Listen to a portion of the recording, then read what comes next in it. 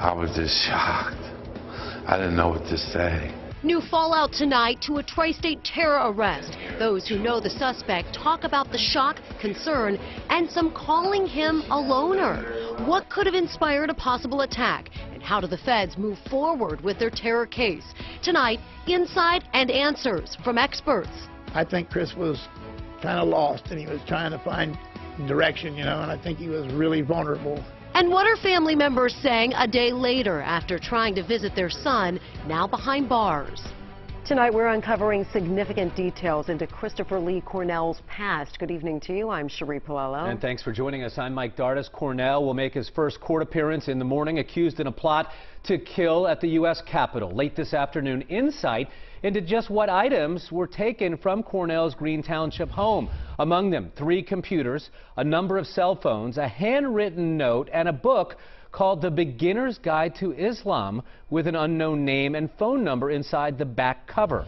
Our team coverage continues tonight, and it includes John London on the next step in the federal case and what's likely to go down in court tomorrow. Todd Dykes with the family coming to grips with this startling arrest. But we begin tonight with Brian Hamrick and Cornell's transformation in a short time from high school wrestler to suspected extremist. Brian? Yeah, well, we're beginning to get a clearer picture of who Christopher Cornell is, from a domestic violence arrest to his bizarre protests as people here in Green Township gathered around this piece of the Twin Towers for a 9/11 ceremony. His name is Christopher Cornell, but nearly 2 years ago, he was beginning to make another name for himself, Raheel Marous Oibida, and it became apparent here. Instead of breaking us, they did nothing but bring us closer together. This 9/11 ceremony in Green Township.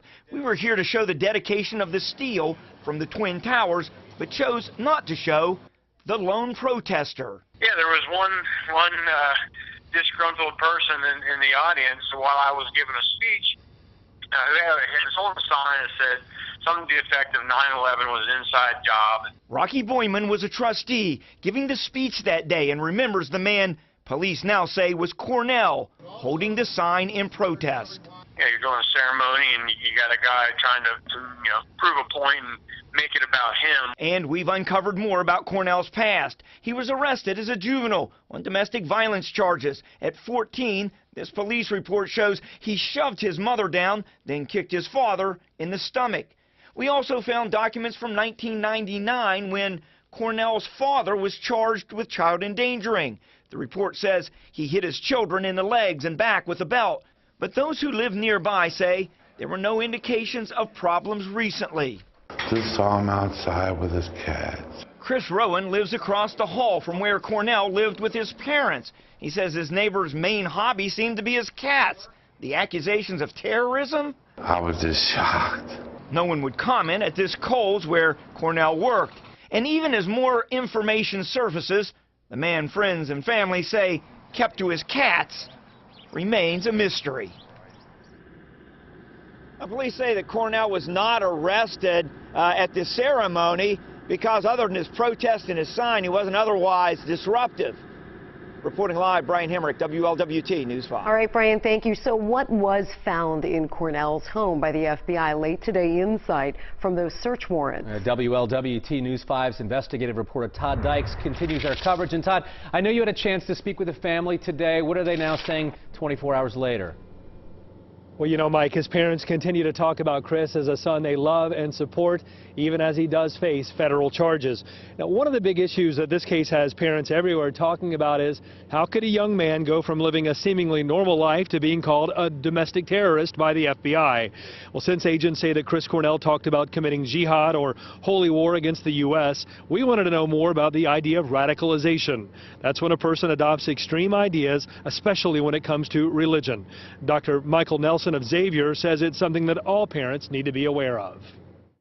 When you get extreme groups in any religion, you have sort of a pathway to terrorism. Anytime you see your children going through major changes, it should be something that you say, well, let me take a closer look at this.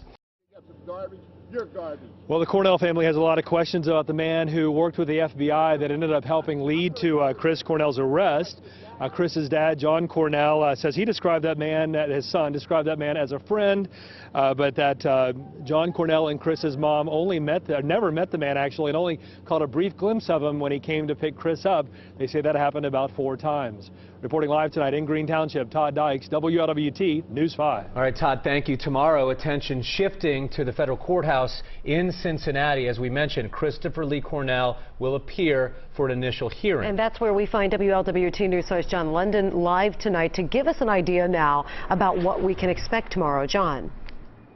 Yeah, very limited in terms of tomorrow's detention hearing here at federal court. Behind me, Magistrate Stephanie Bowman will determine if Christopher Cornell will remain in federal custody and if a bond will be set. He is currently being held without one.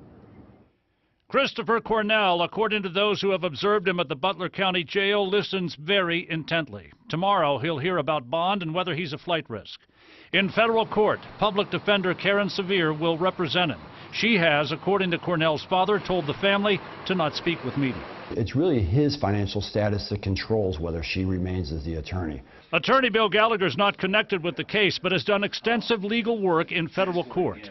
He says since Cornell has been charged, he's entitled to meet with a lawyer. The question of competency is something that would first be addressed by his attorney. She's going to have to, after her conversations with the defendant, assess whether or not she believes he's competent to enter a plea, competent to understand the charges, and to be able to cooperate with her as she even seeks a detention hearing or bail for her client. After Friday's custody and bond hearing, there would have to be either a preliminary hearing or a grand jury indictment within 10 days. Cornell would probably continue to be held at the Butler County Jail or at the Boone County facility.